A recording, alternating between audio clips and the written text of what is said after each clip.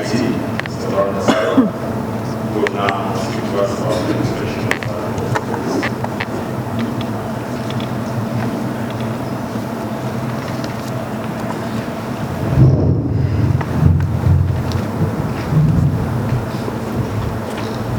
Thank you, Mr. Kona, and good morning once again. I pick up from where Mr. Seller left off to give a bit more detail on the inspection of the 2016 Provisional Register of Voters. We were aware that registration closed on 29 February, and as we've already been commended, we've recorded 1.695 million new registrations, and a closer to that number of updates were made to the existing records. Just to indicate that the provisional register now stands at about 6.8 million records, and we have at least 5 polling stations that have over 10,000 voters. So that gives you an idea of the kind of work ahead of us in terms of counting those 5 ballot papers. The Commission is currently continuing to prepare the provisional register, so we're consolidating all the new registrations, effecting the updates, that is the transfers and change of details, removing dead persons from the register, and identifying and removing multiple registrations. I think the aim is as the register is going out for inspection, it should be as clean as possible. The Commission has provided for the inspection of the provisional register, and I think in addition to the legal requirement, this really provides an opportunity for registered voters to ensure that the details are on the register, and it also does enhance the accuracy of the register so that come election day, everyone that registers is on the register and is given an opportunity to cast their vote. During the inspection, we'll have the following activities. Of course, the inspection itself goes without saying, so there will be the voters will be able to check the details. Much as this may not be very prevalent, but the law does provide for one to inspect the entire register. So as voters show up, if they do show interest to inspect the register for an entire constituency or district, we will provide a copy at your offices, and then they can sit there and check through all the booklets. But I think what is prevalent is people generally interested in just their own records. We also provide for replacement of lost or indeed defects cards, and then transfers for those that would have moved since the last time they registered. And then we'll receive notifications of death for those that are on the register and that has died, and then we'll also receive appeals and objections, as well as claims. I think we're familiar with appeals and objections, but as for claims, this relates to the unlikely event that a person is in possession of a voter's card, but the details are not on the register, and no explanation can be given with the information of the assistant, with the assistant registration officer. So at that point, then they are provided an opportunity to claim, to make a claim to be on the register. So that's probably one new item that will be introduced during the inspection period that was not available during the registration itself. As emphasized, we will not be receiving new registrations. And given the turnout towards the 29th of February, we anticipate that officers on the ground will be pressured to receive new registrations. But please, as we go for training, we will emphasize that. But also, just to help the officers, we provided a feature in the software that they will not have access to the new registration module. So it will be easier for the field officers to just say, even if I wanted to help you, I can't. Instead, that will make life easy for them. As has been indicated, the inspection will be for 7 days, from 15th to 21st May. All the 7,700 registration centers or polling stations will open for this exercise.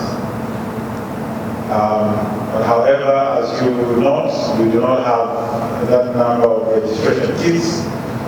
So during the inspection, we will provide for 1 kit for each ward to facilitate any transactions that require the kits, that is to update records by way of transfers or replacements of cards. The kits, we will again rely on the expertise of the grant that they be placed at registration centers that are centrally located as possible within the ward so that they're accessible to all the voters within that ward. This means that any voter that requires to replace a card or to apply for a transfer would have to be redirected to a registration center that is equipped with a kit, including those that will be making claims to be included on the register. Other registration centers will be provided with a printed copy of the provisional register just for that polling station, and then they will also be provided with forms that applications in terms of notification of death, appeals and objections can be made. So for these 3 types of applications, you do not necessarily need to access the center of the kit. If you would like to make an appeal against omission or against the cancellation of the record, since we already have the record as on the register, then an appeal can be made manually on the form, as well as an objection to a record being retained in the register. That can also be made on a form. And indeed notifying the Commission of any dead voters. In addition to the 7-day physical inspection, the Commission will provide the facility to inspect the register using mobile phones. We will use the USSD shortcode for subscribers to all the 3 service providers who will only be required to dial *214#, and then they'll be given a menu where they can choose, and then they are prompted to provide their national ID card, that's the NRC number, and then the details of their registration will be indicated. This service is likely to run longer than the physical inspection, but the details will be communicated before, by the end of this month, we'll communicate the full details of this facility.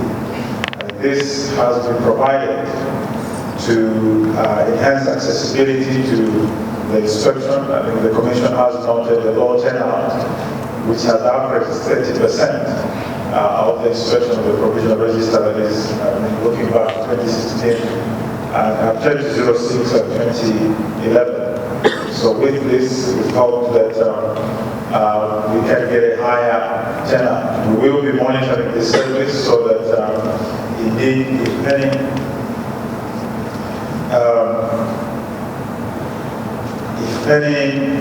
voter has an issue that requires to be followed up, we will follow up. So we can advise them to access a registration center that is provided with a kit. Let me highlight here that, as Mr. Taylor indicated, the 2016 register of voters will only be certified on 31st July 2016. This is because the Commission provided for persons that were turn 18 on that day to register, much as they were not 18 during the registration period starting September 14th last year to 29th February this year. So therefore, to certify before then would mean including people that are not yet 18 on the register. Now we start to find ourselves with a unique scenario challenge in the sense that nominations will come earlier, that is from 31st May to 3rd June 2016. It is for this reason, and please remember this, that the register of voters that will be used for the nominations is the register of voters that was used for the 2015 presidential election. So that is the register of voters that will be used for the nominations. Therefore, in determining whether a person qualifies to support a candidate, or indeed whether a candidate is a registered voter, the 2015 register of voters will be used. So you will be given that copy, I think, for the nominations.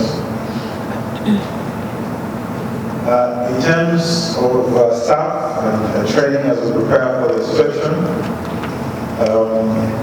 we will need to engage one officer for each registration center, and wish to advise that those that you recruited for the registration exercise to be retained, much as the number of kids will be slightly less than the officers, but they can still be available for you for the other centers. But in any case, for the kids,